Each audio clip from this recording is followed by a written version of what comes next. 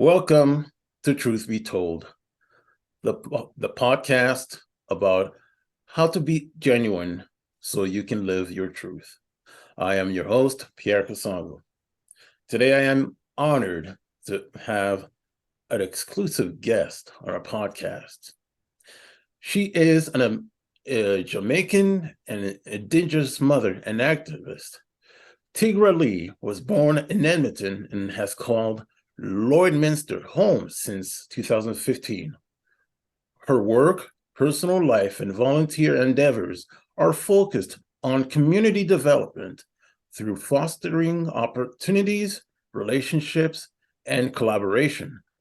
Tigra-Lee is an advocate for systematic change, reducing bureaucracy, and increasing access through their work to amplify the voices of marginalized people. Tigra-Lee works in Alberta's energy sector, where she engages in Indigenous partnerships and opportunities to balance inequity in the energy field. She recognizes the need for diversification and retraining program and believes Indigenous land stewardship in the pathway for a greener tomorrow. Tigra-Lee's focus on balancing family with everyday life brings a new perspective on change to the Lloydminster area. As a mother of three, she knows the importance of healthcare, social services, and leaving a sustainable and supported future for our children. She incorporates the green values of doing politics different by putting people first.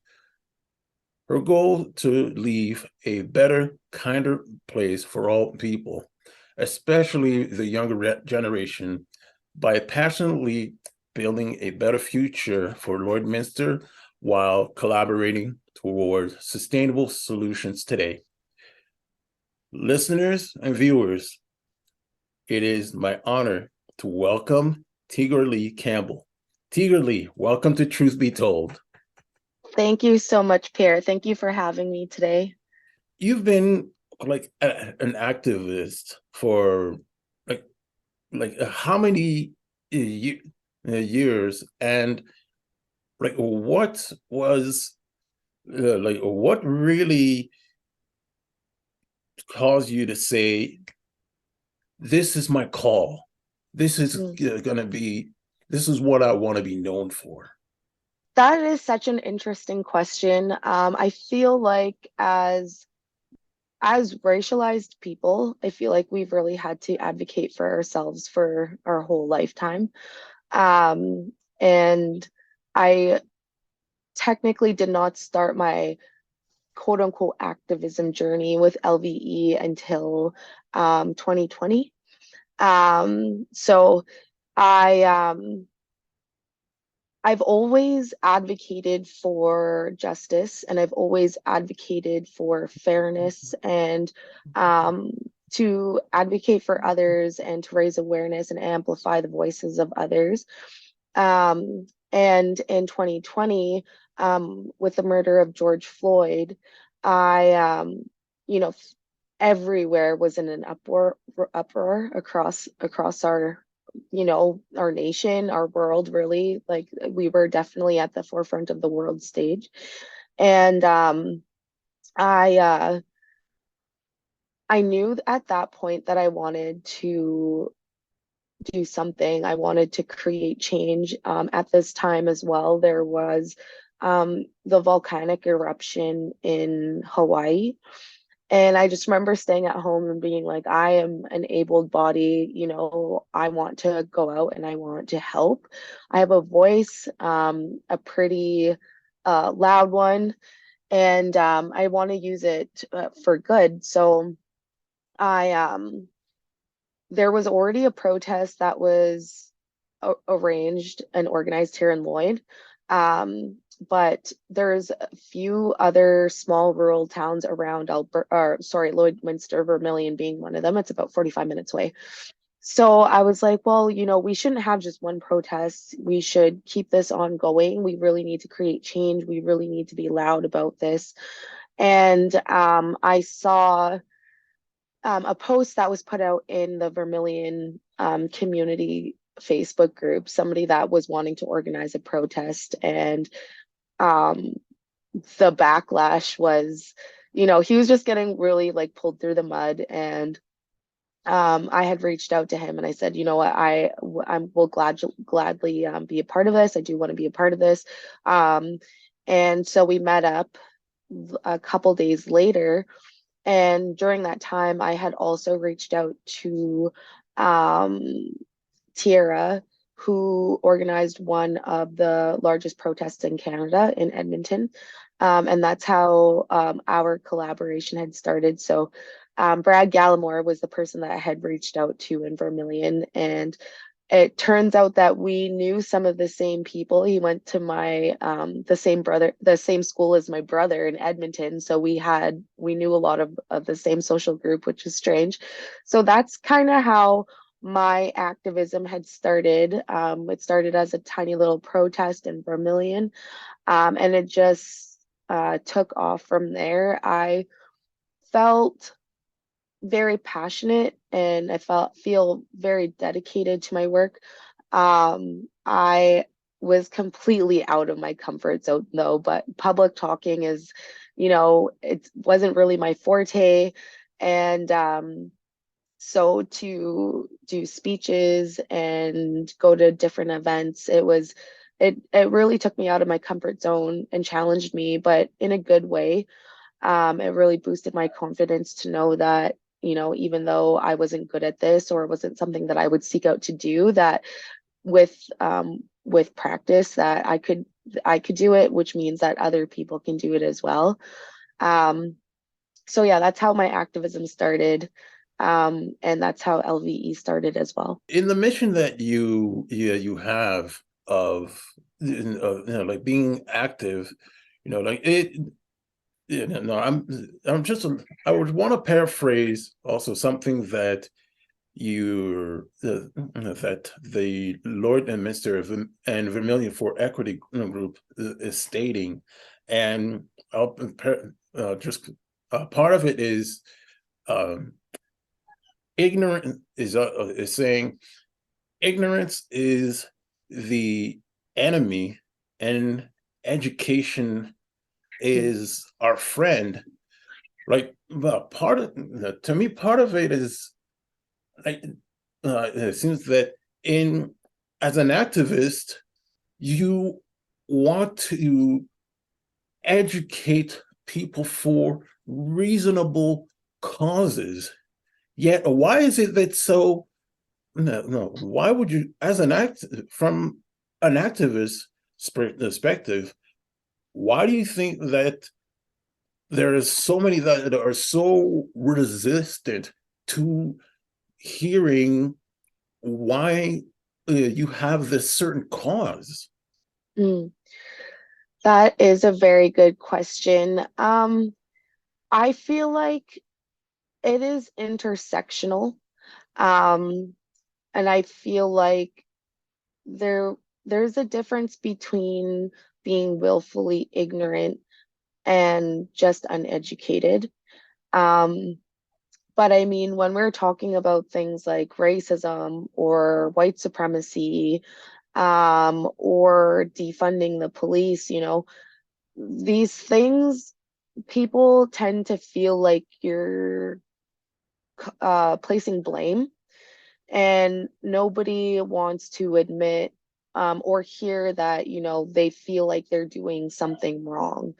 And I also feel like right now there are certain buzzwords that are going around that just really set people off. They've been trapped in their social silos, um, just hearing this repetitive misinformation or disinformation over and over again. So, when one of these words is, said, they're immediately triggered and immediately put off. And I feel like change is never comfortable. If you're going through a change and um, everything just feels, pretty chill, like you've been doing the same thing, you probably should mix that up a bit. But change is Yeah, uncomfortable for all of us. So I yeah, feel like that's where the uncomfortability comes from. yeah. So you like to, like, the late Congressman John Lewis said, get yourself in some good trouble. Yes, exactly. Make yourself uncomfortable. And, Hmm. when we're talking about educating, the education has to start with ourselves Hmm. because these Hmm. systems are so deeply ingrained in our society and ourselves as individuals, that the work needs to start with ourselves first, or else it's never going to work. It's not saying that, oh, every like white people that they see is racist, but it's saying that from a minority's perspective, there Hmm. will be from a minority of face like racism that certain that white people will not face in their life. Hmm. Like whether it's dealing with the police or dealing even in real estate.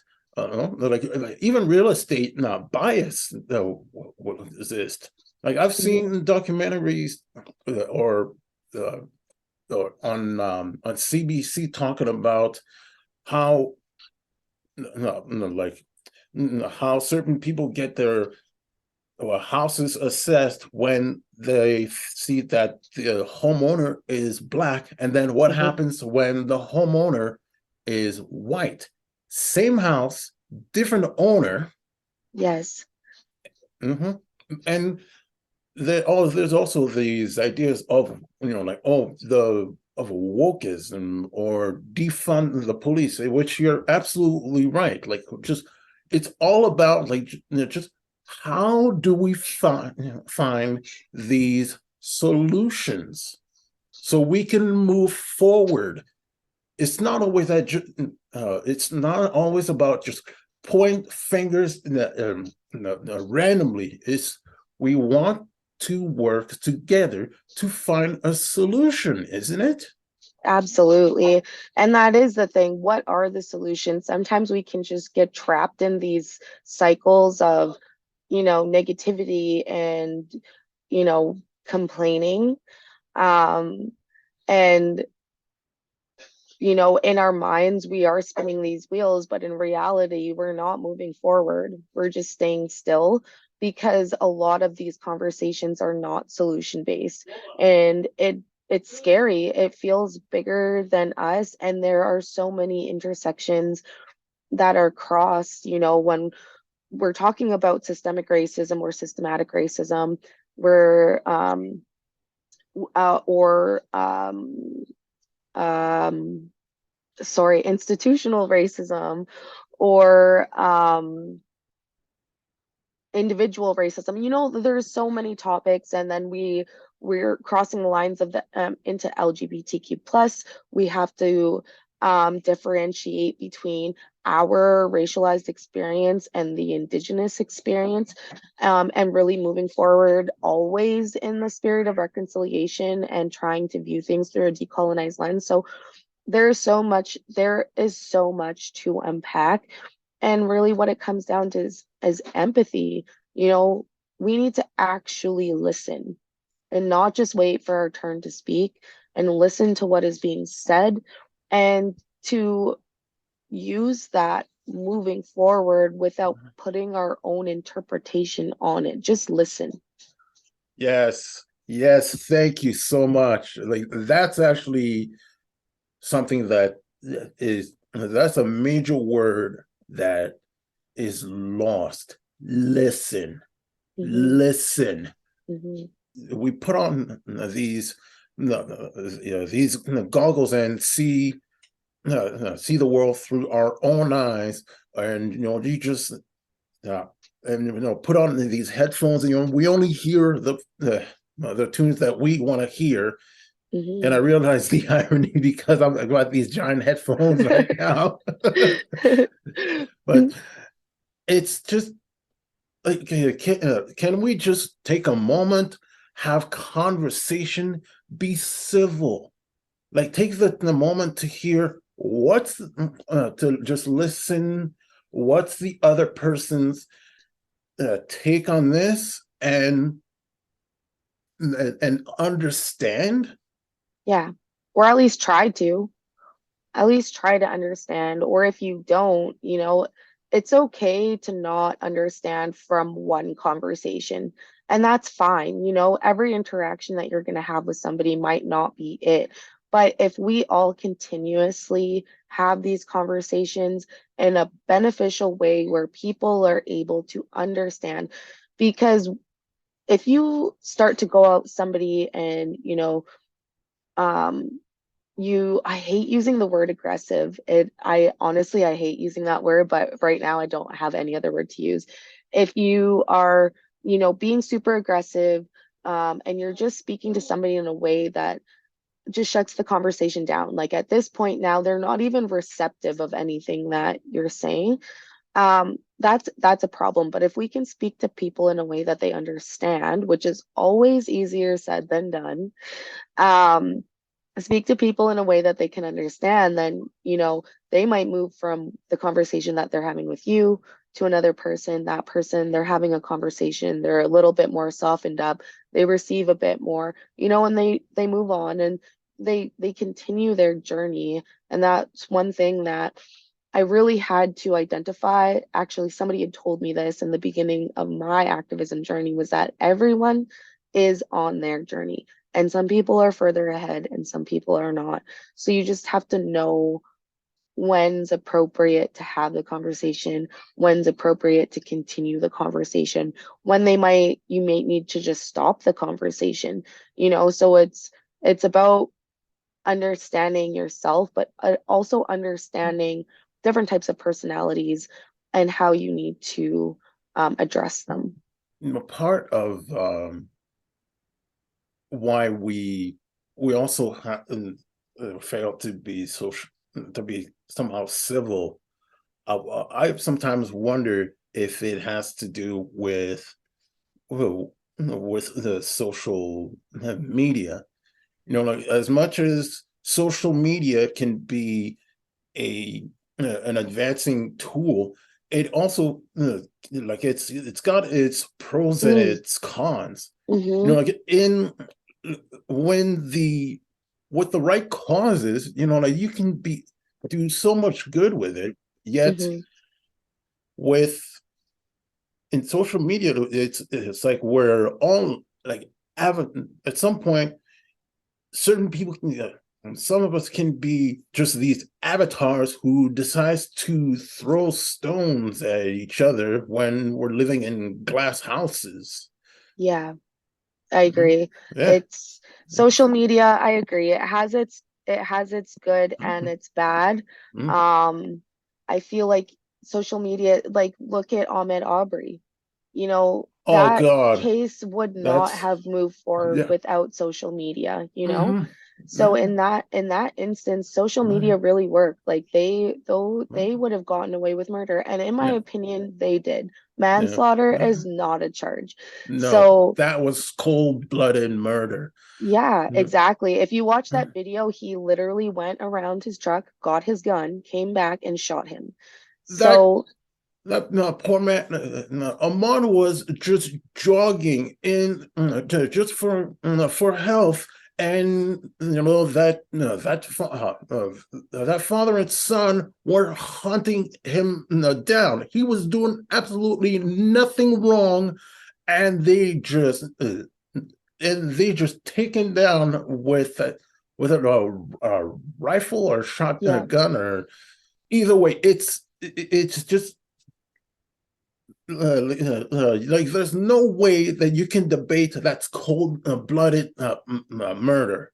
exactly.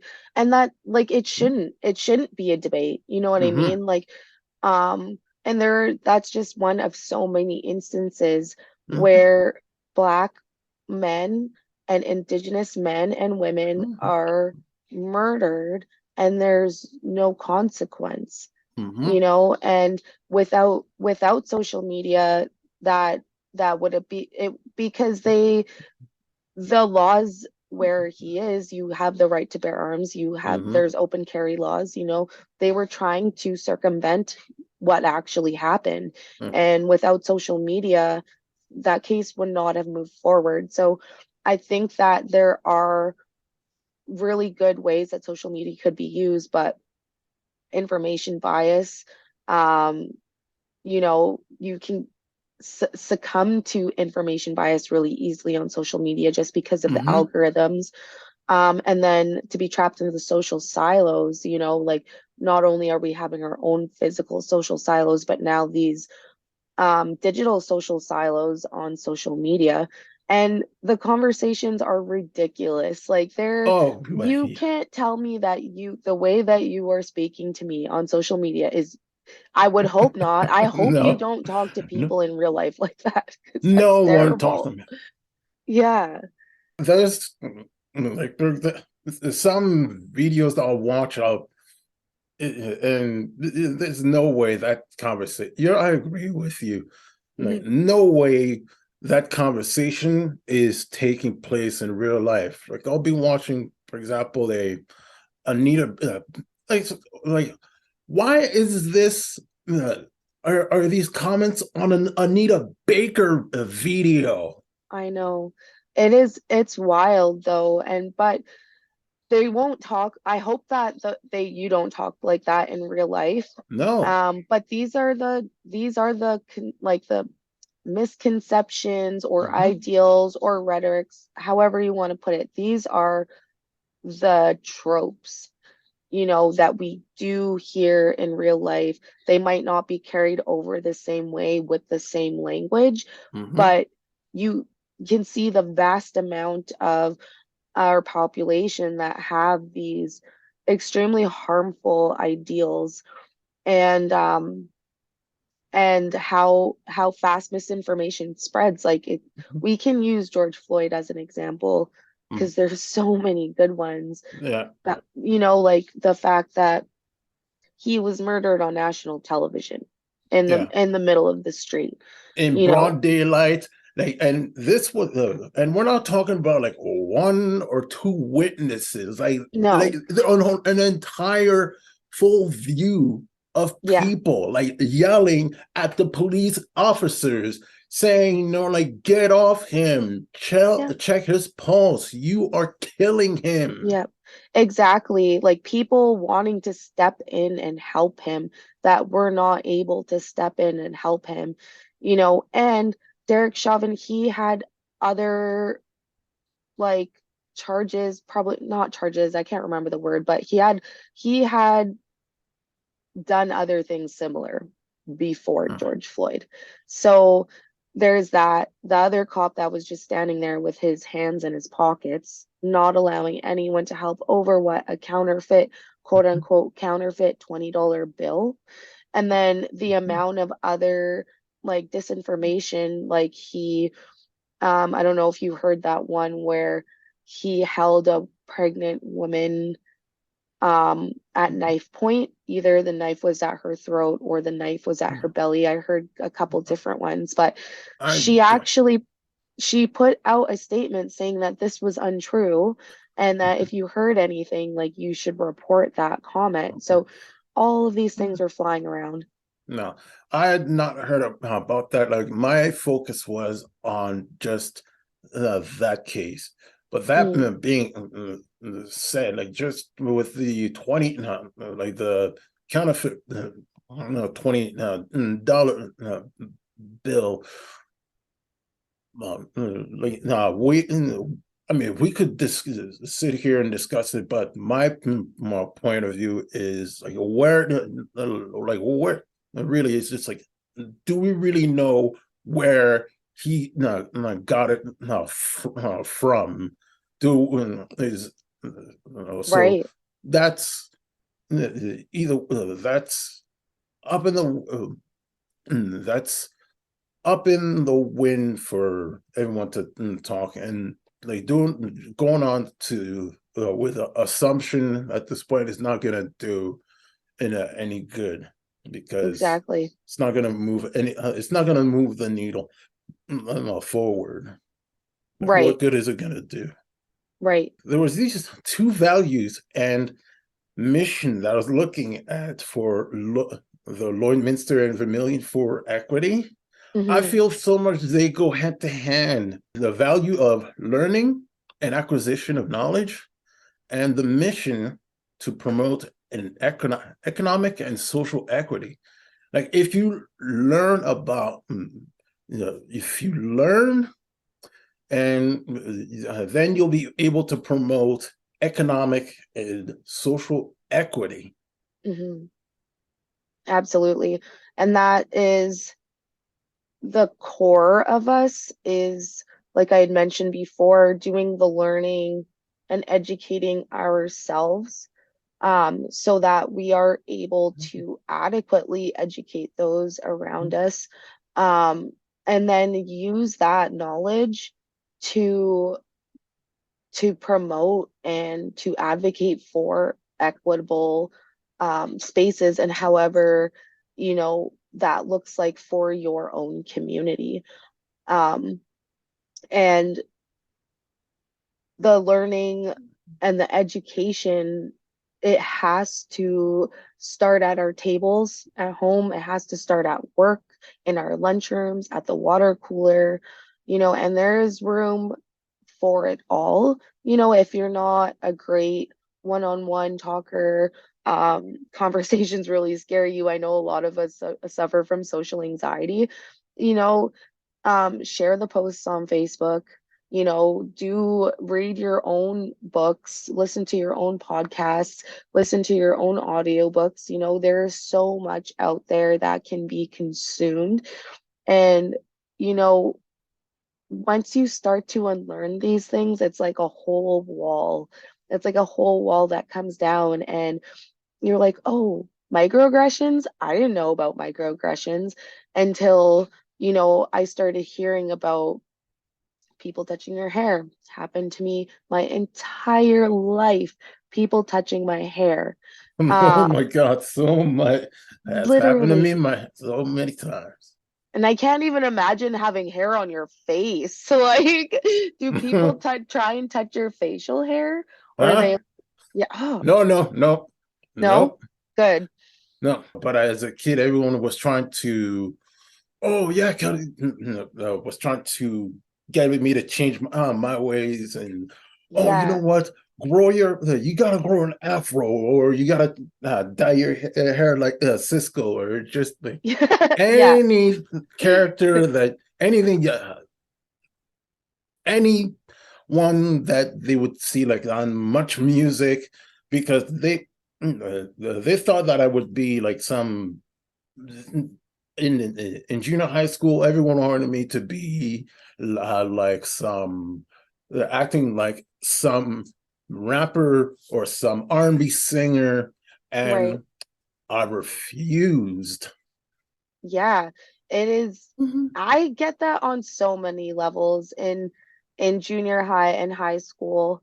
I I dealt with that a lot too, Mhm. where you're kind of held to this standard, and oh, Tigra, you're black but you're not black, or Oh you don't act black. Like, I didn't yeah. understand that. And you know like, I like to listen to heavy metal music, I liked piercings, I liked heavy makeup, so it was because of that I didn't act black, and I always got introduced like that too. This is my white black friend Tigra. And it uh, was just so confusing because I and was like, I was raised in a black household, identify as black, but now uh-huh. I have people telling me that I'm not black. Like, it was very, very confusing. And Oh, it it just really, yeah, yeah, it fosters so this. ignorant. It really is ignorant, and Yeah. it is the biracial experience as well. I know Mhm. that there's quite a few of us that have experienced that, like not being black enough for the black community, but also not being white enough because we're not Mhm. white. So that sense of identity and Mm. connection is somewhat misconstrued along the way because you don't really feel connected. To me, being Black is not monolithic. No. You can't just, well, you can't just look at all Black people and assume that they're all the same. There Yeah. are there are a million ways to be Black. Everyone Yes. has their own identity. Hmm.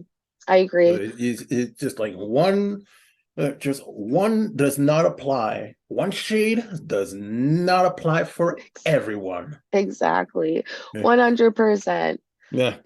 And it's a good thing that those kids in junior high school didn't meet me when I had my dreadlocks. Right? You'd be too And Black then. Cross the oh, road. but again, that was that no, I grew out my dreads like years after. Oh, that Mm-hmm. was after I finished university. And then you grew them out? And what? Oh, after university, I grew up my dreads. Yeah. This whole idea that you always have to of conforming. I Mm, don't like that. Just be no, no, be you. You have to subscribe to what you are. I'm like, for mm-hmm. example, I'm the no, like I'm not the guy that dresses up like like in FUBU and baggy outfits and so forth. And you know, Yeah. I'm the guy that I'm actually to be honest, I'm an old school soul. I Mm, got a Marvin Gaye album. yes. In Marvin fact, Gaye. three. Yes.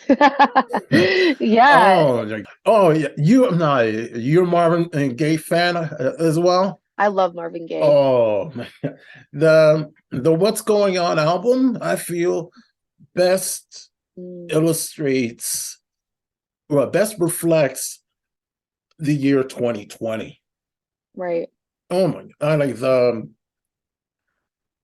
you know that that when he was making the song, I think in 1970 or 1971, Berry Gordy was saying, "No, like this is horrible. Like this is not going to sell. Is going to destroy your career." And Marvin wrote this because of all the turmoil was that was going on at the time, Mm, and as a result, like he released the single, and then not only was it a critical success, it was doing well commercially. And then Berry Gordy went back to him and said, "Can you make it an album?" And they say the rest wow. is history. I had no idea. That is that is so awesome. Yeah. In fact, for years, it was in the top 10 list of 500 greatest albums, according to Rolling Stone magazines. Oh. But in 2020, the list got revised so that the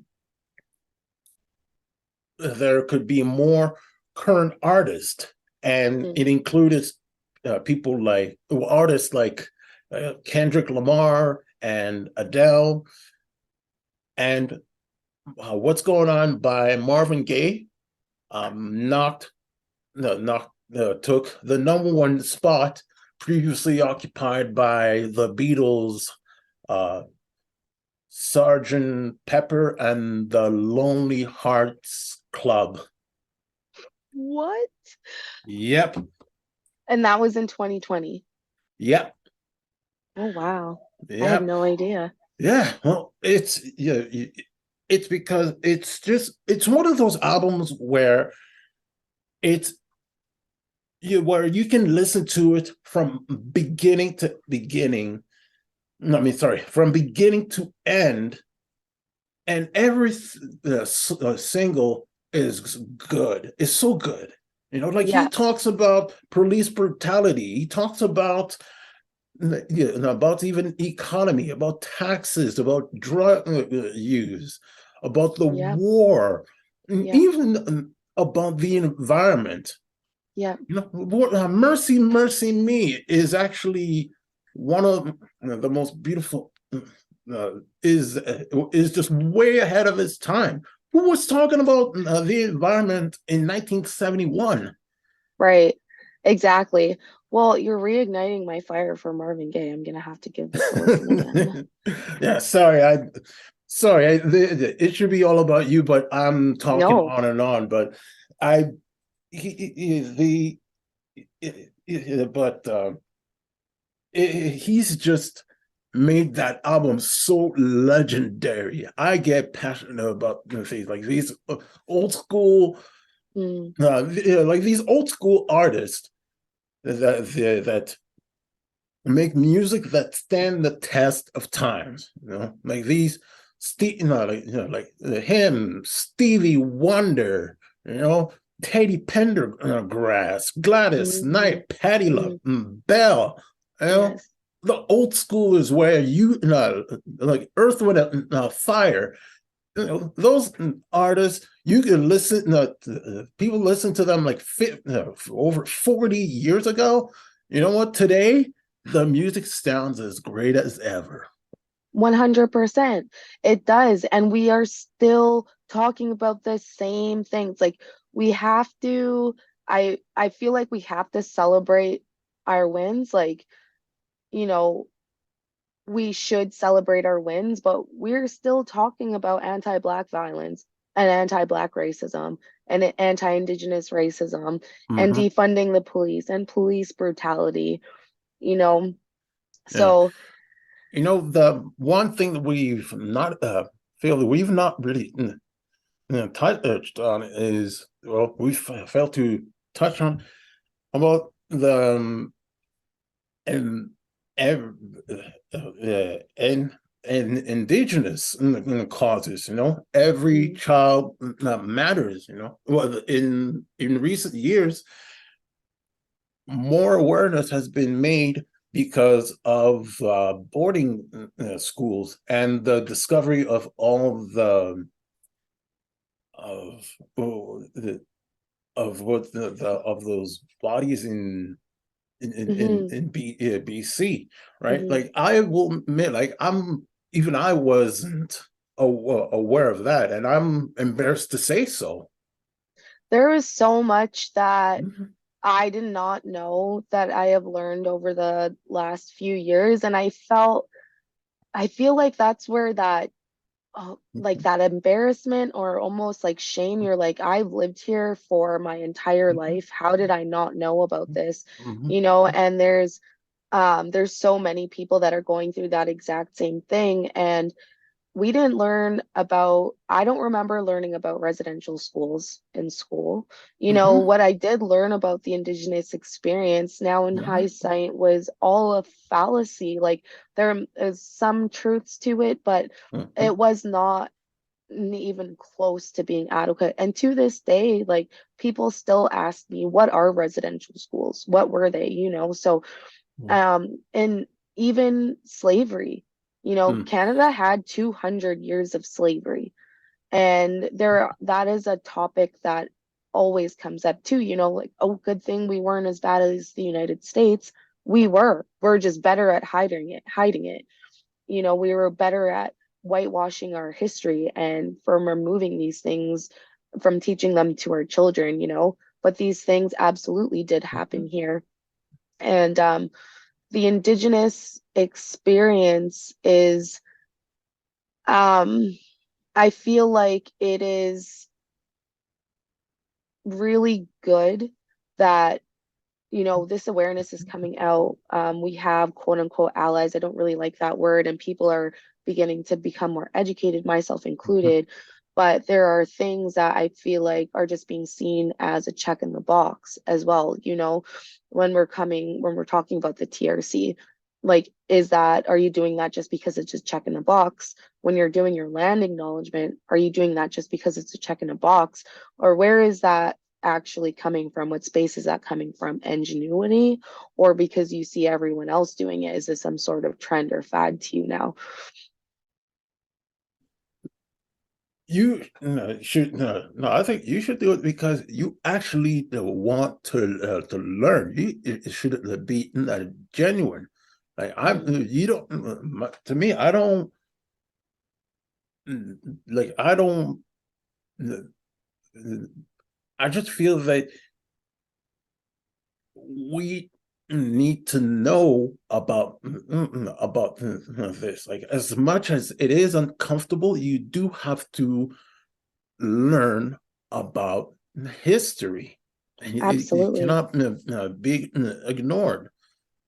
And if you care about this country and where we live, if you Mhm. care about the healing of this country, Mhm. then knowing it, it's knowing our history, and it's knowing the history and believing it. It's knowing the Mhm. history and empathizing with, and being able to empathize, and to say that, I I I've learned about what happened. Um, I understand now why certain things, we're seeing certain things today. And because I know how it was born. I know how it was bred, Mhm. so understanding and really listening. Not what A lot of what we're going to learn is not going to come from history books. We've been shown that. We know that our history is not going to be taught correctly from history books, but you know where it is? From the countless stories and um knowledge from storytellers and knowledge keepers, and knowing who to speak to at the right time. Not every Indigenous person is willing to share their experience, and that's okay because it was horrific. But there are a lot of Indigenous peoples who are willing to share that experience and to share knowledge and wisdom with us. And that's where a lot of our learning is going to come from. 100%. Like, social justice and equity, there are so many ways to be a part and to be active of the movement.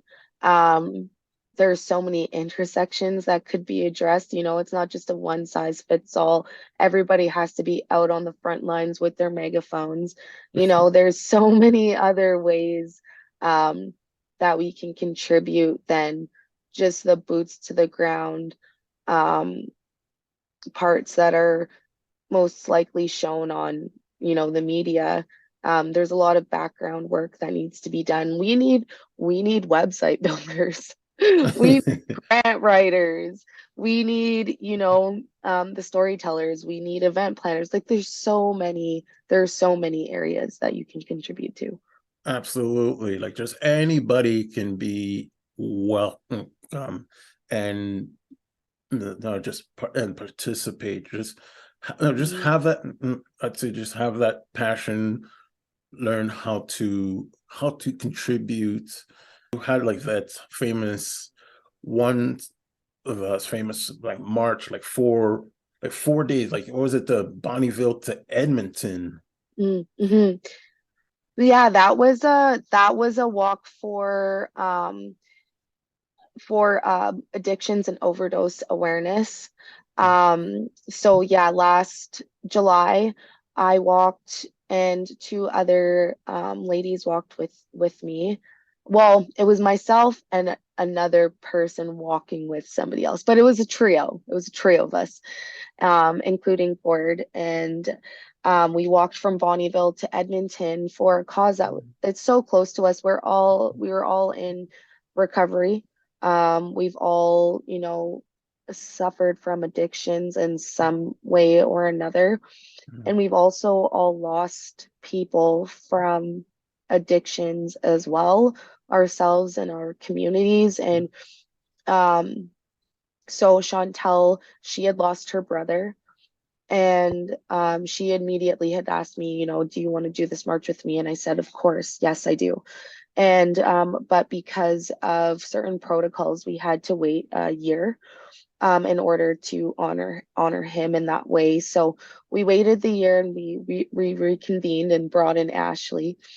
And in that time, there were so many other deaths to substance poisoning in our communities.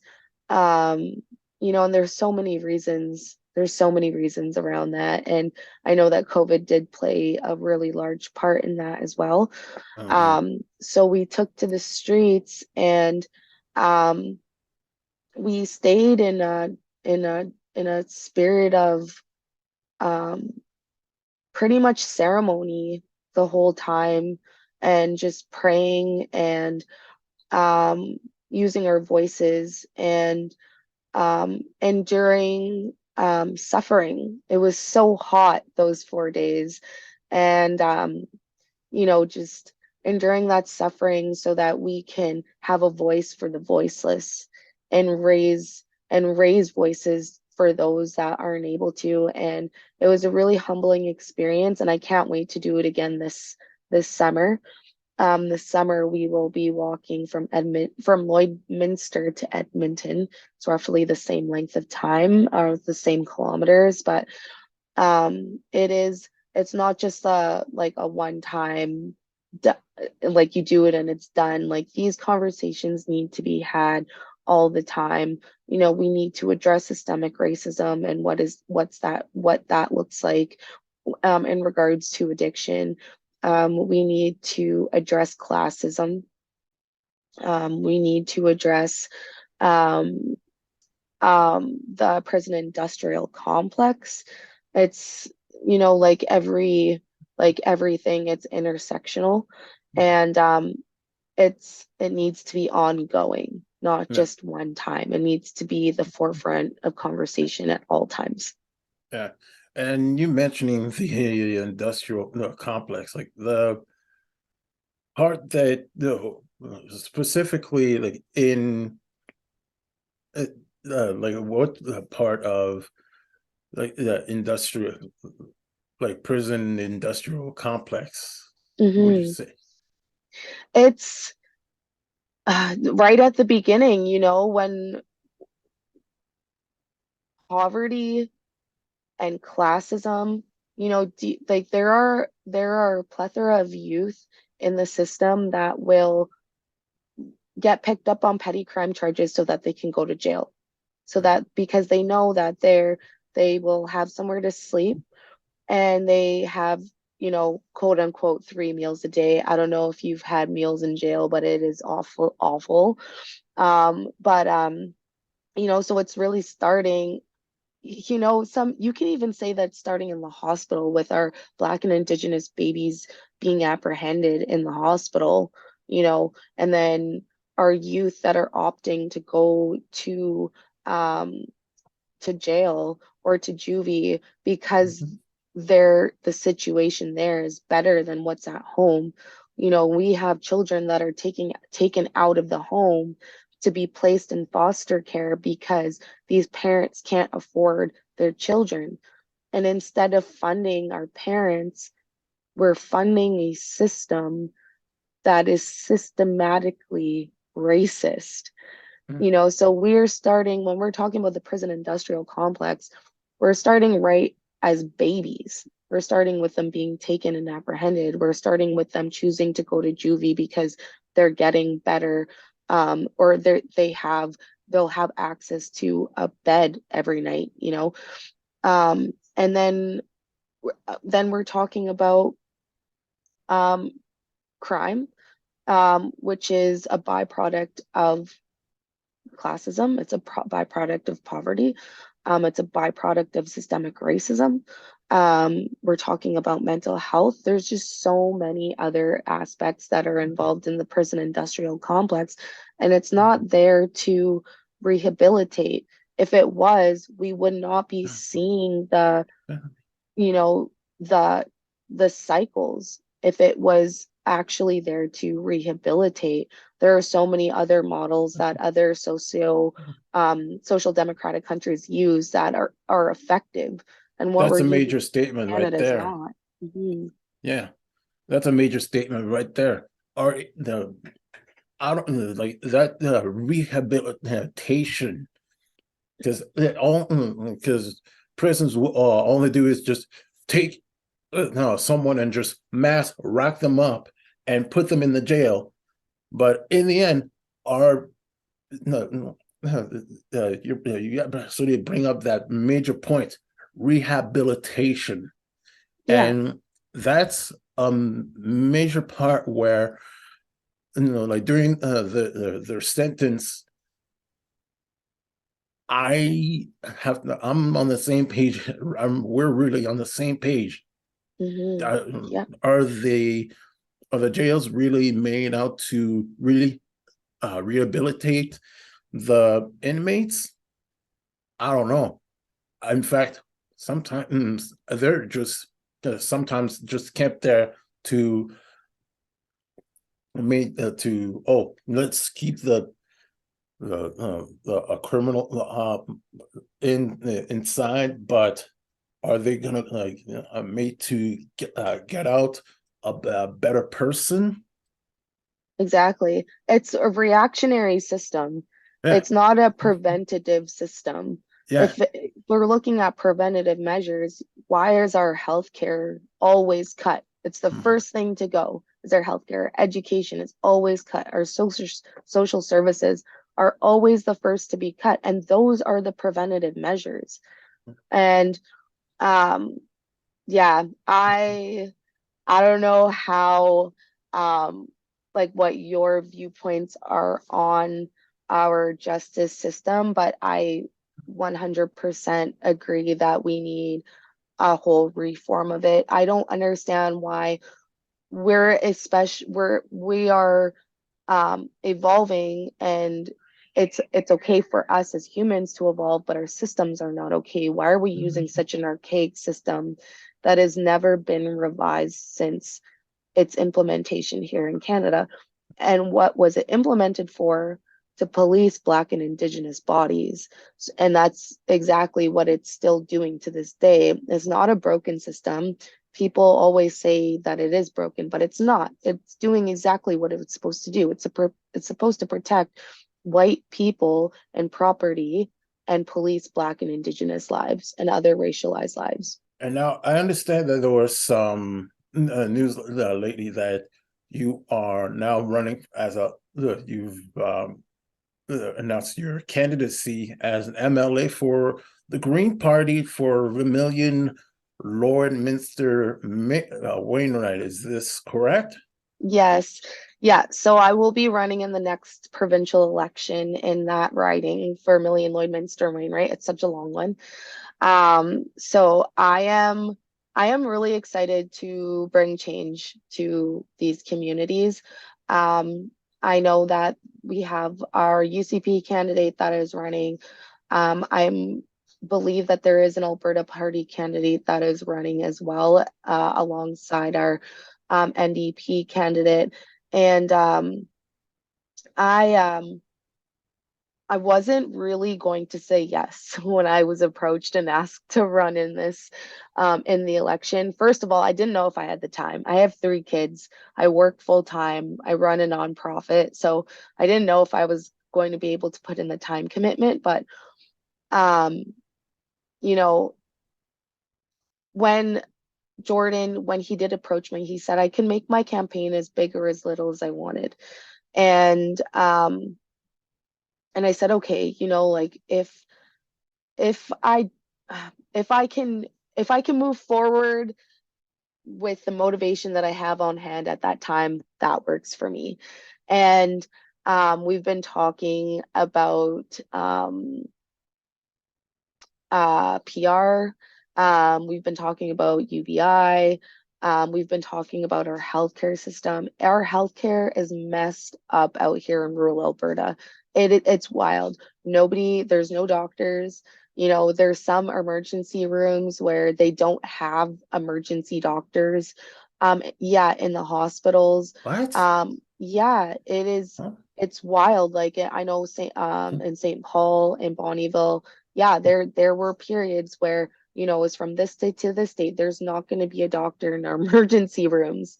It's Oh, really, really no scary. doctor in the how can that be? Because there's no doctors. When Well, our what was it? UCP, Oh, God.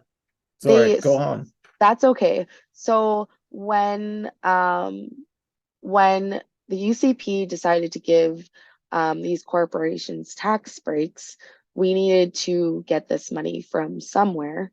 And there was a whole payment restructure to the doctors and nurses' salaries, which pretty much it looked like it cut everything in half. So the time you had per patient was cut in half, but then the amount of money you got per patient was also cut in half. So it really was detrimental to our healthcare here. We're seeing it all over the place now with longer wait times in hospitals, with calling an ambulance and sometimes not even having it show up. And that is such a scary thing that actually happened to me here in Lloyd. We thought somebody was overdosing outside of my house, and we called an ambulance, and we waited over an hour. And when we called back to get an update on the ambulance, they said they were still in Vegreville, which is over an hour away from Lloydminster. And they didn't even show up. We ended up canceling it. Thank God she wasn't overdosing. And we were able to get her stabilized. But if she was, she could have potentially died, so we're seeing things that are being put in place that are working against us as well, like with the privatization of our healthcare. I don't know if you saw, oh my gosh, Pierre, I don't know if you saw those vans that Danielle Smith wants to make. They're getting these vans. I need to send you this on Twitter. It's the most ridiculous thing. They're gonna outfit these vans with like straps and anchors that can hold stretcher if needed, or wheelchairs for non-emergency medical use. And the drivers of these vans can be retired medics or skilled laborers. So instead, our solution now, it's like buying new clothes instead of doing laundry. Instead of just taking our $12 billion surplus that we've saved and funding our healthcare system, we're just going to use more money and create new things that don't make sense, that we're just wasting our money on. So that's one thing I'm really passionate about when running in my own campaign is, really shedding the light on things and policies that were put in place that are extremely detrimental to Canada as a whole, but really to rural Alberta as a whole. Um, and uh, and showing the alternative. What's the alternatives that we can put in place, the policies that we can put in place that will more align with Albertans, that will save us money, save us time, and negate and circumvent certain situations that are reactionary other than preventative. There's so much that you are passionate about, and wow, really hope that your campaign works well for you. And Thank you. that's it's just astonishing. All of these facts, like it's just really, I don't know, like healthcare really, like it really speaks true to you, huh? Yeah, it's just such a huge problem. Like I can't imagine showing up to a hospital, with a broken leg, or you have a wound of some sort, and them saying, sorry, we have no doctors. That's just No, such a that strange thing in my mind, seeing as how we have public health care. I'm sorry, it just takes the words out of my mouth. I That's just, okay. Same. yeah, Same. yeah, yeah. I'm sorry for the stuttering and all. It's just like it just No. if I sound like I'm having a hamada moment, it really befuddles me. It's Mhm, the best mhm. way I can describe me. I know. But That's oh my thought process all day sometimes. yeah, but in the end, I have these three critical questions for you. Okay. First one, what does living your truth mean to you? What a good question. Living my truth. What does that mean to me? Um, living my truth. Oh, that is such a good. Please hold. I need to think about this for a second. Living my truth means it means living genuinely. It means unmasking. Um, a lot of us have to navigate through this society wearing masks.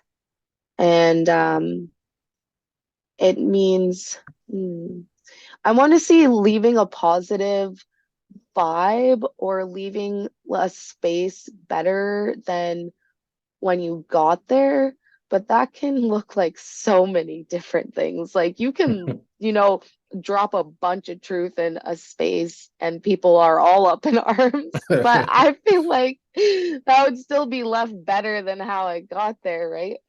Um, yeah, just living your living your life to the fullest of your potential and not forcing anything, letting everything fall into place how it should.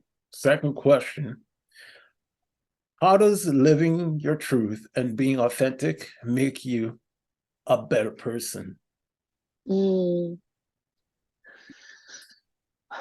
I think that it makes you a better person because to live your authentic self means that you need to do your own personal work. You need to unlearn these subconscious biases. More often than not, you're having to do some sort of trauma work, which is really, really hard to do. Um, and, you know, love yourself and take care of your inner child. And I think that that will just help you navigate and look through a loving lens. And final question, what advice would you give to someone looking to embrace themselves? That is such a good question. Really watch your self-talk. Um, and we all have periods of time. I'm really bad for it. Sometimes my self-talk gets really out of hand, and you have to just take that conscious effort. And even if you are getting down on yourself, to just immediately turn around and um, say the physical words that are the opposite of that thought. Um, and Speak to your inner child. Think about you as a little kid. You're that 9, 10, 11-year old. How would you want to be spoken to and taken care of and cherished? And there's still a part of us that really yearns for that and craves that every day. So take a second and, play with your inner child, talk to them, and really nurture them. Words of wisdom from Tigra-Lee. I don't know if they're wisdom, but I tried. Well, you know what? I enjoy listening to you telling us, yeah, your truth. But Thank you so much for having me. you're welcome. Mm. If you are looking to become an activist in the Lloydminster and Vermilion area, Mhm. you can go to lvefoundation.com. And you can follow the group on Instagram. The handle is LVE_foundation. And also the Tigra-Lee's website for her candidacy as a candidate is www.greenpartyofalberta.ca /Tigra-Lee.